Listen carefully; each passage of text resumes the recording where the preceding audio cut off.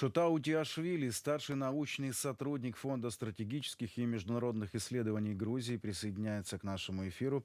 Рада вас приветствовать. Доброе утро. Доброе Доброе утро. утро.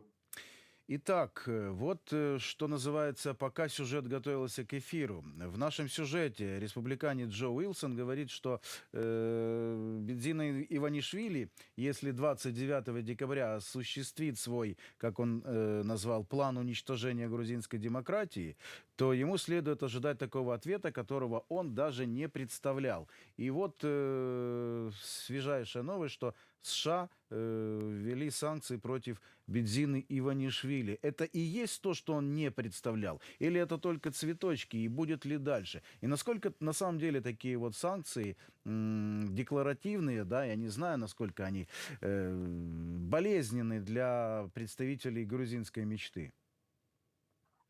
Ну, я бы не назвал их цветочками, потому что все-таки это финансовые санкции, и его счеты заморожены. А он, как известно, миллиардер, который держит свои деньги в основном на Западе. Когда они санкцируют полицейских там судей, у которых никаких там денег за границей нету, то, наверное, это более носит символическое значение. А для Иванишвили это вот это есть огромное практическое значение. И мы знаем, насколько он жаден и насколько он заботится о своих деньгах. Так что это очень важный шаг. А, вот по данным Форбса у него был 7,5 миллиардов долларов, а сейчас можно предположить, что большинство этих денег уже заморожено. Это только один аспект. Это второй аспект, тот, что Иванишвили говорил своим сторонникам, что вот все-таки они будут много говорить, но не решаться на санкционирование, что у него есть какие-то связи с какими-то кругами. А сейчас после санкционирования все это оказалось ложью. Сейчас они говорят, что на самом деле это будет ненадолго, потому что вот придет 20 января, и придет новый президент, и новый президент все это отменит.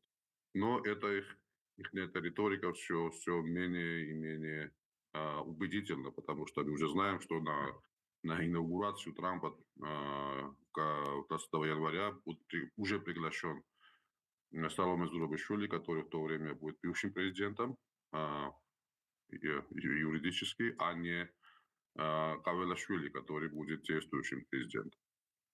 Да, а Так, я как завтра раз будет... Мгм. Да. Как раз хотела уточнить про это приглашение. Мы знаем, что пригласил госпожу президент в США на инаугурацию конгрессмен-республиканец Джо Уилсон. Мы понимаем, что республиканцы, да, это партия Трампа, но тем не менее это еще не приглашение от Трампа. Это стоит рассчитывать как очередной политический шаг в сторону поддержки Саломе, потому что мы же знаем, что завтра, 29 числа, она должна покинуть президентскую резиденцию, а инаугурация 20 января.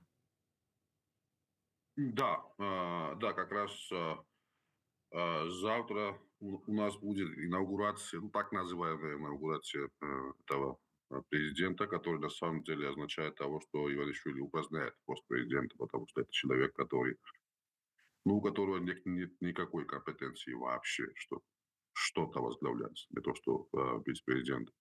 Поэтому грузинская оппозиция и грузинские международные партнеры Грузии говорят, что так как легитимность парламентских выборов под сомнением, также под сомнением выбран этим парламентом Кавелашвили, поэтому они будут считать Саломе Зурабишвили легитимным президентом Грузии. И приглашение на инаугурацию как раз подтверждает эту линию. Да, конечно, это конгрессмен Вилсон, он не сам президент Трамп, но он все-таки республиканский конгрессмен, и он еще председатель Хельсинской комиссии американского конгресса, так что я ни на минуту не сомневаюсь в том, что это приглашение исходит от президента. И еще хочу добавить, что избранный президент Трамп и Зурабишвили уже встречались в Париже, когда было открытие Нотр-Дама.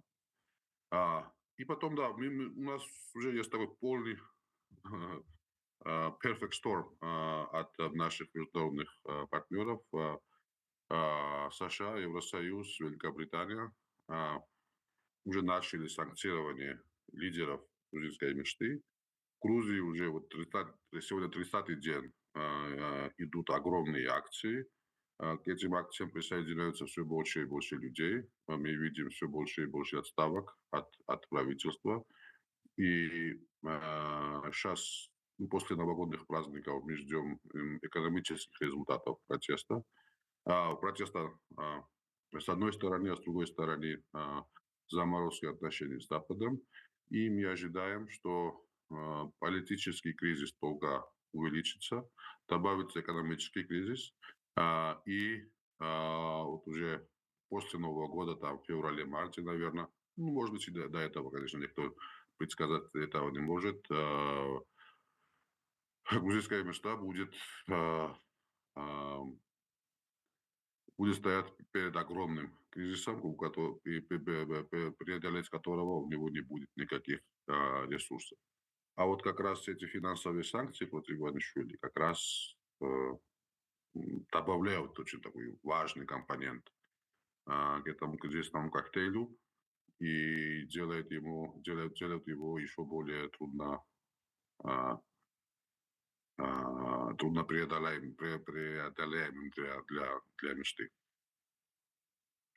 Шатас, скажите, вот мы сейчас говорим о санкциях против, можно ли со стороны Запада, со стороны Евросоюза, Соединенных Штатов предпринять некие шаги, которые бы стали, ну, неким знаком для тех, кто сейчас на улицах, что, с одной стороны, Запад противник и внедряет санкции против пророссийской власти, а с другой стороны поддерживает протестующих. Вот хватает ли этих знаков для них, чтобы их, так сказать, поддержать со стороны с той же Европы, к чему они как бы вот стремятся, да, Да, в я Европу и понимаю так ваш далее, вопрос, да. но Мгм. на самом деле очень сложно поддержать народ так, что эту поддержку не присвоило его правительство, да. Мгм. Вот когда они дали Грузии статус кандидата, они сказали, что дают этот статус грузинскому народу. Но правительство присвоило эту победу. Если сейчас они вот, какие-то новые шаги предпринят к европейской интеграции, то, конечно, это будет сразу воспринято правительством и их сторонниками как их победа. Поэтому Евросоюз сейчас говорит, что да, оно будет вводить санкции, оно будет замораживать отношения, но это будет делать так, что это негативно не повлияло на народ.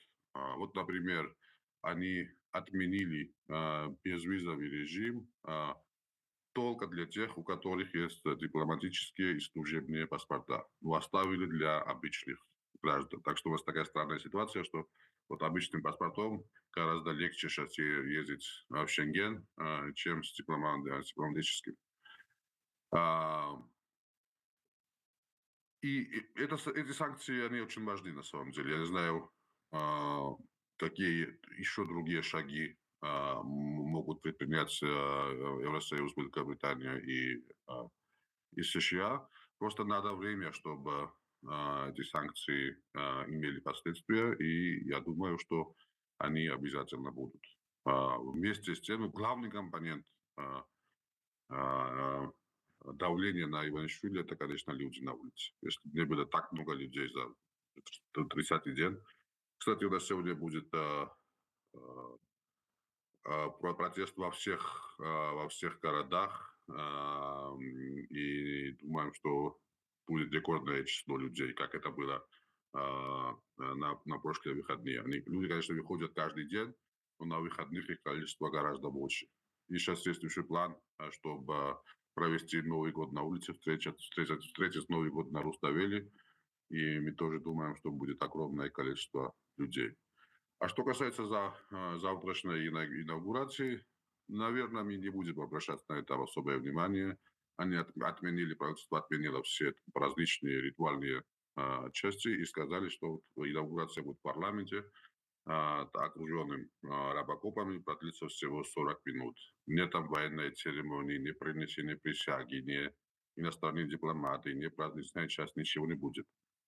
И это показывает на самом деле на то, что никто от президентства этого человека серьезно не будет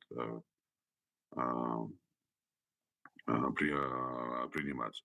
А мы продолжим акции до тех пор, пока сможем переломить сопротивление мечты. Я думаю, что и так и будет. Ну, а мы будем продолжать следить и приглашать представителей грузинских демократических сил в наш эфир. Шата, спасибо огромное, что присоединились. Шата Утиашвили, старший научный сотрудник Фонда стратегических и международных исследований Грузии, был на связи с телеканалом Freedom. Ну, а